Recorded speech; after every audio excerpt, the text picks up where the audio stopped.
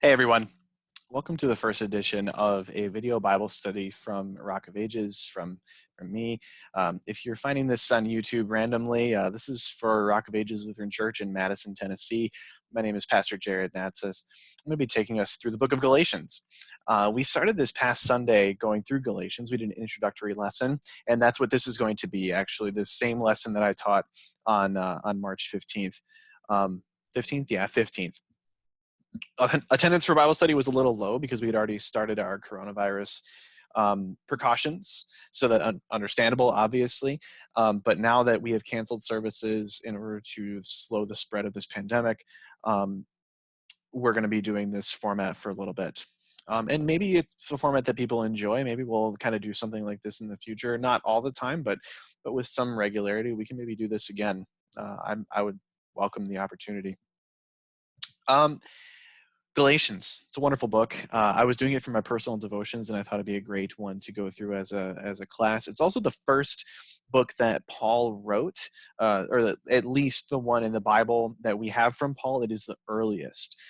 So what we can kind of do then, and what we're going to do today, is we can walk through Paul's missionary journeys in relation to the book of Galatians.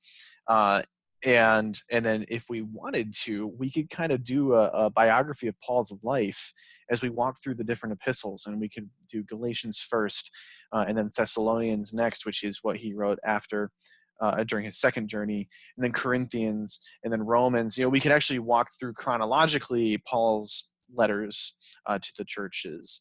I don't know how far we're going to carry that concept, but we could if this is our starting point. There are plenty of other reasons to do the book of Galatians as well. For instance, let's look at a quote from Martin Franzmann talking about Martin Luther. He says, "Scarcely another epistle so emphasizes the alone of by grace alone through faith alone, as does this fighting exposition of the gospel, according to Paul, with its embattled stress on the fact that law and gospel confront man with an inescapable, not to be compromised either or.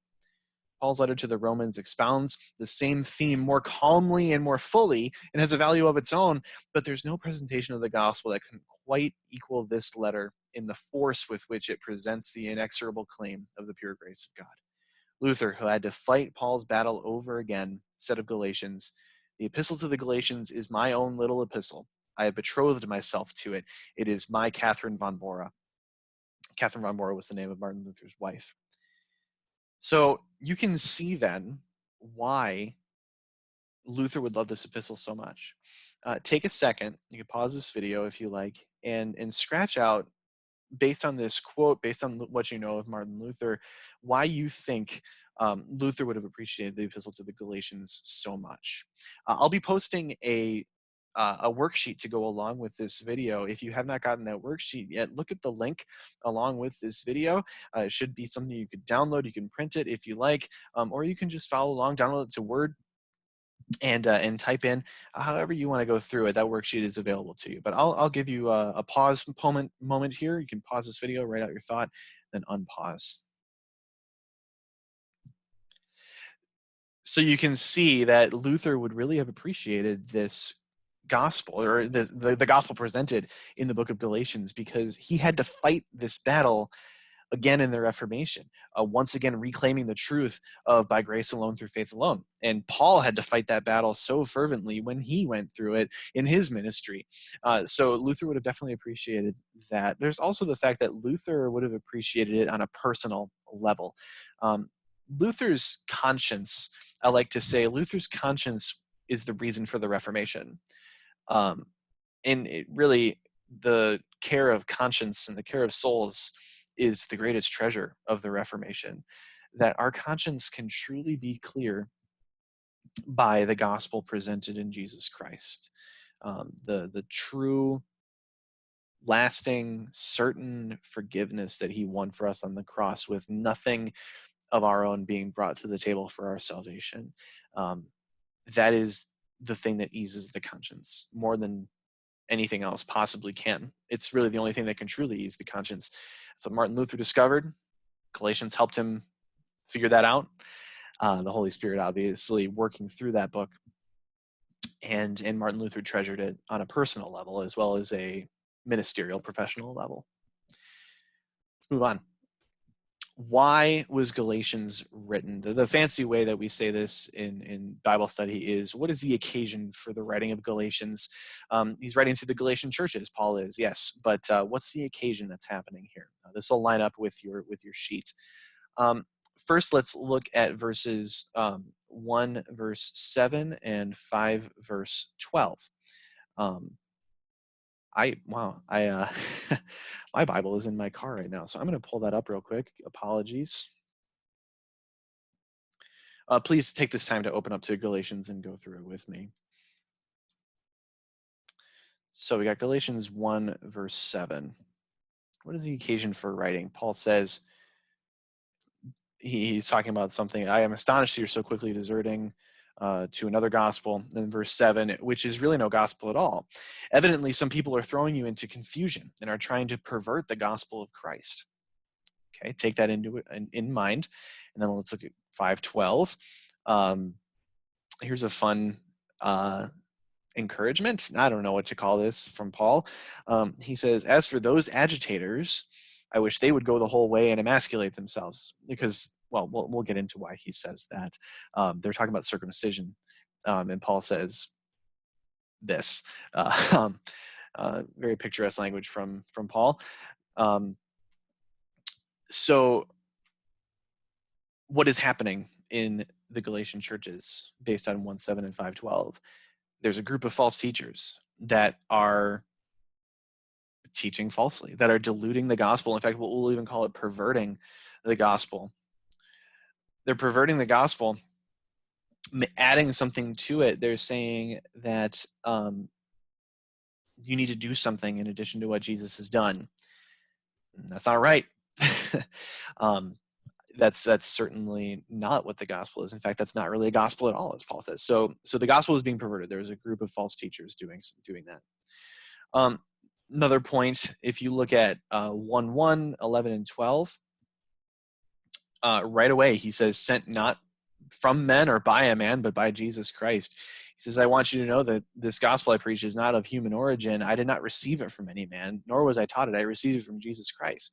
So one of the occasions is that Paul's apostleship is being questioned. His authority is being questioned. We'll get into why that's a big deal as we go on.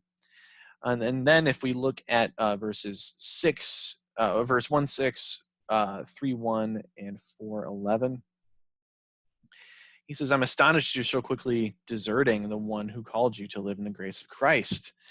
Paul doesn't really greet the Galatians very much in this letter compared to his other ones. He gets right to it right away. I'm astonished at how quickly you are falling away. 3:1, he says, you foolish Galatians, who has bewitched you? So this is real. This is happening. And if we look at verse 4:11, I fear for you that somehow I've wasted my efforts on you. So another thing that's happening is that the Galatians are actually turning away from the truth. They are giving it up. One of the occasions, it's not just false teachers coming in, it's the people are actually following. So Paul is quick to respond to this and forceful too in the way that he responds to it. So that's the occasion. That's the why. Why is Paul writing? What is the purpose for his writing? So what? Well, let's keep looking. He's going to be defending his own authority, which makes sense because his authority gives credence to his message. That's really the second point. It's also Paul's defense of the truth of salvation by grace alone through faith alone. Paul is not being selfish by having to defend his own authority. He's defending the gospel. He's defending his message. And he's doing what he can to preach the true gospel unadulterated and unperverted. So that's the purpose. He wants both of these things to happen. And especially in that first one is serving the purpose of the second, to make sure that the gospel is preached. There's an interesting question to answer when we get into the book of Galatians, and that is simply, who were the Galatians? For other epistles, it's easy. Ephesians was written to the church in Ephesus. Thessalonians was written to the church in Thessalonica. It lines up pretty well. But with Galatia, is the name of a region. It's also the name of a people group. There's different areas known as Galatia. And the example I give is, if you think that's confusing, that there are different areas that are, where is the region, where are the people? The example I give is, ask people from Missouri whether or not they're from the Midwest. You will get varying answers. You'll get very different answers based on the Missourian that you're talking to. Many will claim Midwest, many will claim South. And that's true kind of all over the place. Pittsburgh would be another example. Are Pittsburghers in the Midwest? I think some would say yes. I think some would say no. So we have not solved this problem of regional confusion. It's still a thing. So who were they, though? Let's really get into it. There are two theories as to whom the Galatian letter is written to. There's the North Galatian theory. North Galatian theory would propose that Paul is writing to people known as Galatians by their ethnicity.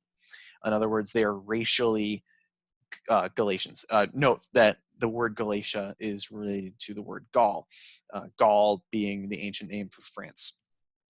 So these are people having come from kind of the European direction down into Asia Minor and settled in that northern part, the people group known as the Galatians.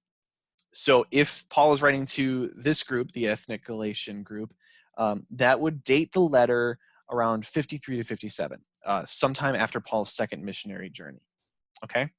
So if it's a northern Galatian audience, then this is a little bit later letter.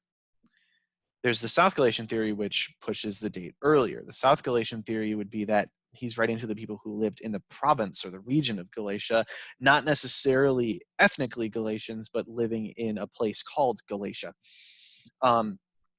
If this is the case, then it makes a lot of sense for Paul's letter to have been dated earlier, about 5 years earlier, maybe more, that after his first missionary journey, that he would have written the letter, and he would have written it to a different group of people around 48 or 49.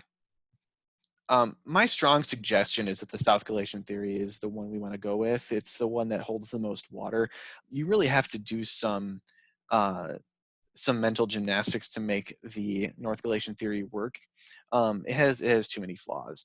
If the letter was written in the 50s, the mid-50s, Paul almost certainly would have mentioned the Jerusalem Council. And if you don't know what that is yet, we'll talk about it. In Acts 15 is when that takes place, in AD 49 or thereabouts. The problems in the book of Galatians directly correlate to the problems that were dealt with in the Jerusalem Council. And so if there was this authoritative group that made these decisions in Jerusalem in 49, why would Paul not reference those things if he's writing in 53 or 54, right? So that's a question. It's a little bit of an argument from silence, but let's keep talking. When we read Paul's second journey, we never see him visiting those churches or regions of northern Galatia, the people group of Galatia. Some people would say that Paul visited those churches and Luke just didn't write about it. I just don't buy that, because Luke's he's detail oriented. If you read Acts, you can see when he says we went here and then we went here and then we went here and then we went here, and then Paul went here and then Paul went here and then Paul went here. Luke is exact in his directions. For him to leave out an entire region of visitation for Paul during his second journey, to me, is a stretch. And finally, when we read the first journey, we see the opposite is true. He does visit the churches that would have been included in the South Galatian theory. He does visit the region of Galatia in the first journey. He visits Lystra, Iconium, Derbe, and then Antioch, the second Antioch, Pisidian Antioch. He visits those places. And so if we're going to say we don't see Paul visit the north, but we do see him visit the south, to me, the principle of Occam's razor comes into play. Occam's razor is the idea that when you're presented with two equally viable solutions, and one of them is very complicated and one of them is very simple, the simple one is what you go with. The North Galatian theory has too many complications, even if it is arguments from silence. It's just there are a couple of different hoops to jump through with the North Galatian theory, whereas with the South Galatian theory, it is pretty evident that it could work, and it works very seamlessly. There's no hoops to jump through. So to me, the South Galatian theory wins. I think the South Galatian theory is actually most prevalent today, that you'll find in in biblical scholarship, I think the North Galatian theory has basically fallen out. But it is important to talk about because you might read something to that effect if you do your own research into Galatians. But the assumption of this class, you'll see this on the worksheet, is that the class will operate under the assumption that Paul is writing to those in the province of Galatia, specifically to the churches in Iconium, Lystra, Derbe, and Pisidian Antioch. All right. So the question of audience has been answered, in my opinion. Let's look first at some words that we need to know when it comes to Paul's missionary journeys. If we're going to look at Paul's missionary journeys and his epistles, we've got to know a couple of things. The word diaspora. First of all, there's a couple of different things could be referenced with the word diaspora, but when we're talking in the biblical sense, we're talking about kind of the first diaspora. Some people will refer to the Jews in Europe in World War II era as the diaspora, the scattering of Jews across that continent. Really, that's just an after effect of this diaspora that we're talking about in antiquity, when Jews left Jerusalem for various reasons and settled around the Mediterranean. And that's really what it is. So the diaspora is the dispersal of Jews from Israel to various regions of the Mediterranean. This happened kind of in the first 2 centuries BC, and then into the first 2 centuries AD, kind of the Greek-Roman Empire era, where Jews could travel freely and ended up some leaving Jerusalem and creating enclaves in different parts of the Mediterranean. That's important for Paul's journeys. It answers the question, why is there a synagogue in Philippi? Or that's a bad example. There wasn't one in Philippi. Why is there a group of Jews in Athens or in Rome? Why is there a group of Jews in Pisidian Antioch? Why is there a group of Jews in Lystra? These questions get answered by the fact that the Jews are all spreading out at this point, and Paul used that to his advantage. The next word is Hellenization. Hellenic is another word for Greek. So Hellenization is the spread of Greek culture, creating a common language in the Mediterranean region. That's huge for the Bible because the New Testament was written in Greek. And when it was written in Greek, everybody could read Greek. Keep in mind, the Roman Empire is who's in control right now. They took over from the Greeks. But the Romans said, why reinvent the wheel? We don't want to introduce a new language to all these people who have already been Hellenized, who already all speak Greek. Obviously, the Romans were partial to their Latin. They thought it was the best language in the world. And some people today are inclined to agree, even though they're wrong. But Greek was the vernacular, the common language that was spoken. So let's speak it. And that assists Paul in his missionary journeys and in the writing of the Bible. And then finally, the Pax Romana, which is Latin for Roman peace. It's about 200-year period when there was peace in Rome, in the Roman Empire, relative peace. This created a safe environment for Paul to travel. Not to mention that the Romans, as much as they took from the Greeks, they did add their own spin to their own empire. And one of the things they added was roads. Greeks had roads, but the Roman roads were noteworthy.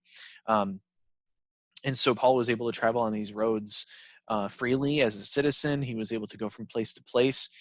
And yeah, the Pax Romana greatly assisted in the fledgling Christian church. So what we're going to do now is we're going to look at Paul's first missionary journey.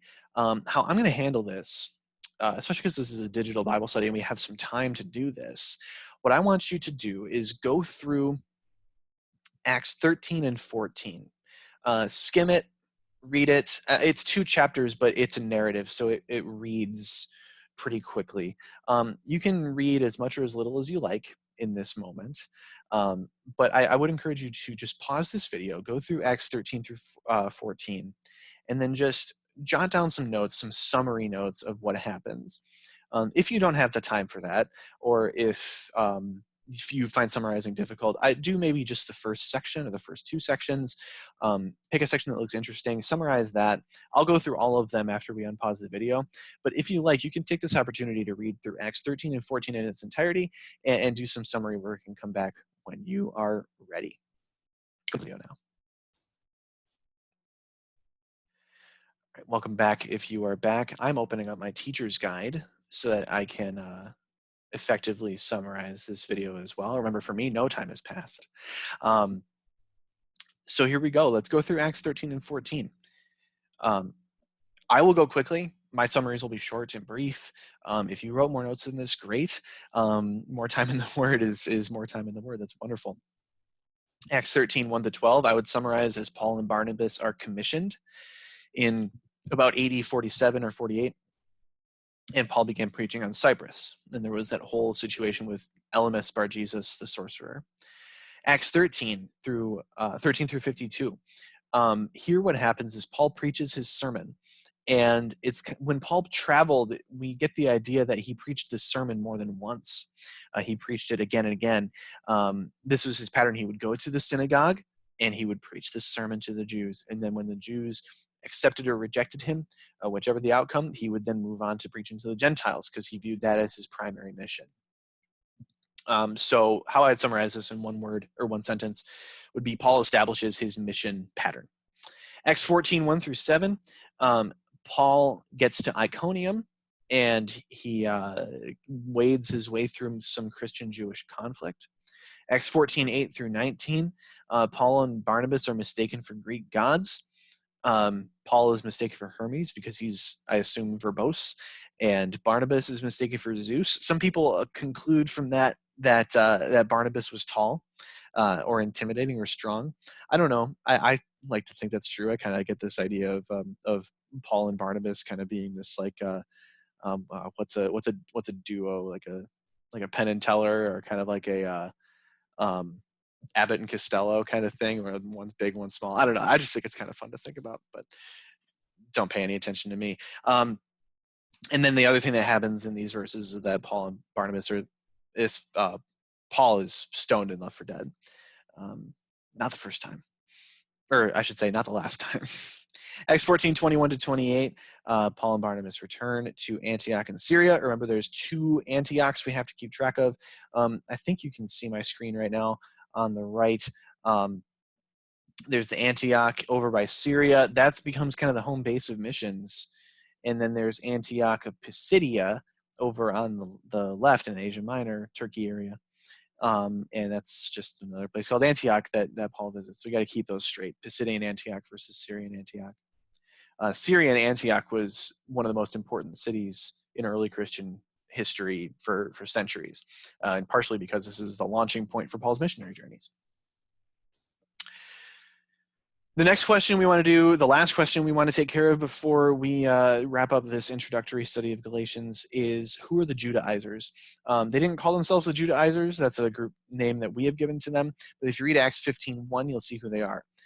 Acts 15:1 it says that there was a group. Let me just Acts 15. Certain people came down from Judea to Antioch and were teaching the believers, unless you were circumcised according to the custom taught by Moses, you cannot be saved. So people came down to Antioch. But by the way, if we're looking at the map, when we talk about going up and down, we tend to talk about north and south. When they talked about up and down, they were talking about elevation. And going down meant in the Jewish perspective, you were going down from Jerusalem. And going up meant you were going to Jerusalem. So if they come down from Judea to Antioch, they're going north, but they're going down. Okay, so that's the idea. So there's a group of Jews coming down from Jerusalem saying, you must obey the old covenant in addition to believing in Jesus in order to be saved. Okay, so that's the answer to who are the Judaizers. That's the name we've given that group. It's a group of Jewish Christians who insisted that both Jews and Gentiles must abide by old covenant rituals, such as circumcision, for salvation. And that is the perversion of the gospel. That is the occasion for writing. This is the group that Paul is really hitting hard in this letter, and then also those who are following them. That is our introduction to Galatians. So this is kind of the format we'll go with for the future. I think next time we'll get into Galatians chapters 1 and 2. There might be more pausing and reading, but I think that's a worthwhile thing to do. I hope this was valuable for you all.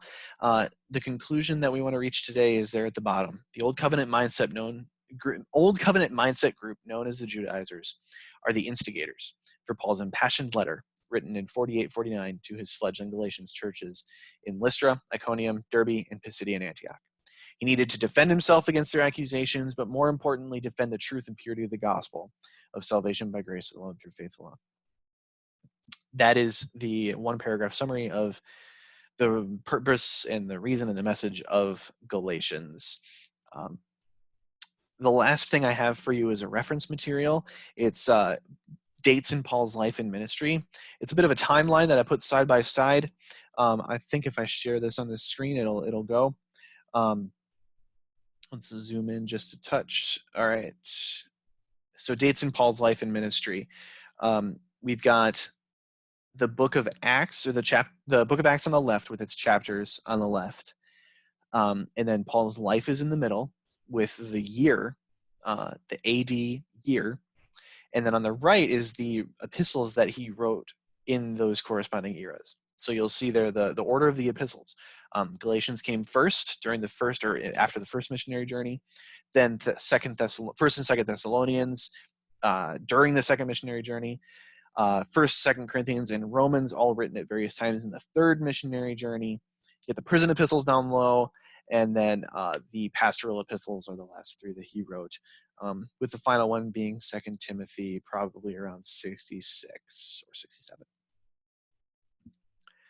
Keep that in mind. If we do continue with this idea, this will kind of be the order that we go through. Galatians, Thessalonians, Corinthians, Romans. It might take us a long time to get through all that, and we will probably break it up with other topics in between. But hey, keep that in mind. This will not be the last time you see this sheet. All right. Well then, I think that that does it. God's blessings to all of you who benefit from this study, who have gotten this far. We'll be doing Galatians 1 and 2 in our next study. And yeah, that's all I've got. Hopefully this works for everyone. I like this format. I think it's fun. But yeah, I do have a bottle of water here that I'm going to completely drain because I've been talking quite a bit. But yeah, God's blessings to everyone. Enjoy your time with your families. God blessings to you all in these crazy times. Remember that God's taking care of us. And the truths of the Bible that we're studying in this book, salvation by faith alone, through grace alone, they never change.